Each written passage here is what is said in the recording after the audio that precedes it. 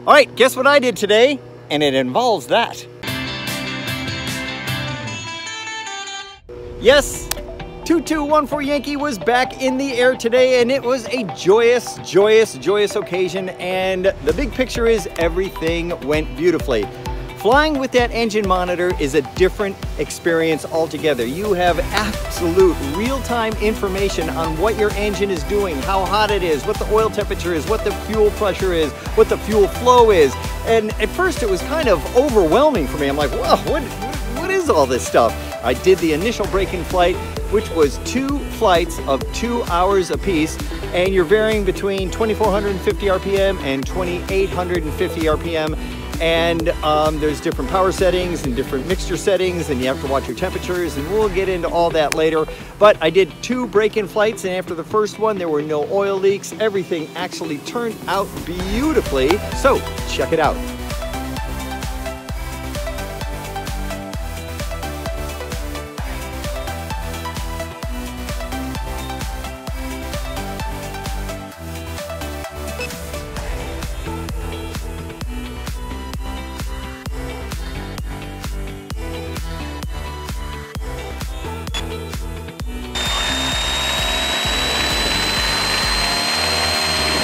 All right, full power, and we're 2,400 RPM. This take you. Check. All right, 55, 60. 200, 2.5 mile final, 23 Zephyr Hills. And rotate. Whoa, this thing is humming along here. Tap the brakes, 84. Positive rate of climb, flaps up. And we'll climb out at 85. Everything looks good to you? Oil pressure good? Looks good. 90. Twin Otter is mile and a half final. You might want to drop your nose just a little bit and reduce that climb. Your CHTs are getting a little... Oh, I got you, okay. Yeah, I didn't even know what to look for here. That's all right. Several traffic, 2214 Yankee is turning right crosswind, and we'll be departing the pattern to the north. Over.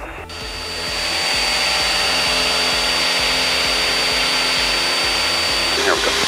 All right, so we are 50 minutes in. Airport contact Tampa Ferris 135. Everything is normal. Oil temp came back up to 215. 42, advised with the weather at Lycoming, your first request. And the light came back. The light came back on. Power pattern, sir. We have current information. So now we know. Now it came back down. So and then it went to 214. Right. So that's your cutoff. Yeah. Request sector to 27. Let me pull this back now. You said you want the vectors for the So in 9 minutes, final VOR 27. we're going to pull it back to 2450, is it? Roger, you can expect that, sir. Yeah, 2450, yeah. And we'll expect that, thanks. Cisco 2314, you ready to be inbound, sir? For 30 minutes. That is affirmative, sir. Oh, for 30 minutes, and then we'll alternate back and forth. Yeah, you cleared for the VOR, runway 27 approach into Lakeland. Clear for the VOR. And let's get down here. 2640. All right, we're set up for the visual 2-3 approach into ZPH. 2690, pull her back. 27, there we go.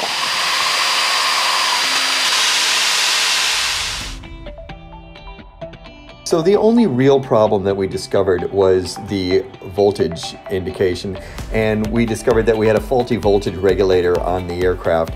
So we replaced that today, and that should solve the voltage problem. And again, I do apologize for the audio.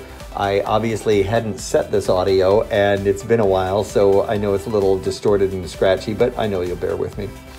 So other than that, we had a wonderful flight and a beautiful landing. Well, the second one was good. I still don't see that guy in downwind. I don't either. Traffic 733 Delta November, 5 miles southwest, inbound for runway 23, Zephyr Hills traffic. All right, I'm a little fast here.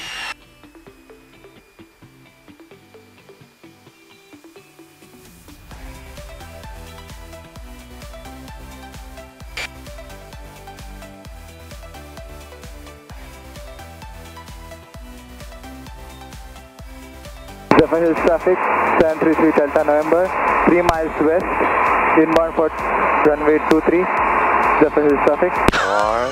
Stop. There, how was that? Okay, the second one was pretty good, right? Are you touch and go on T3 Zephyr Hills? Are you touch and go? No, full stop, Zephyr Hills.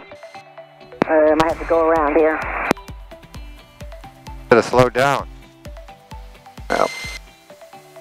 So what's next for me is I really have to get into this engine monitor and learn all the tricks, because this thing really will do just about anything, but it'll give you this real-time information so I can really take care of my engine. And also it talks to my GPS, so I will know how much fuel it takes to get to a waypoint and then to get to the next waypoint, and how much fuel I have remaining and how much fuel I have to think about and how much the fuel is thinking about me.